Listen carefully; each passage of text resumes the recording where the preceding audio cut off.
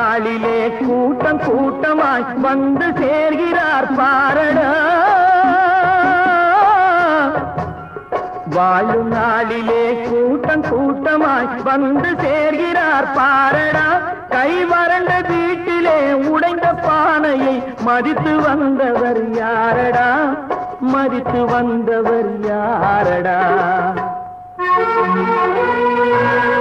பணத்தின் மீதுதான் பக்தி என்ற பின் வந்த பாசமே ஏனடா.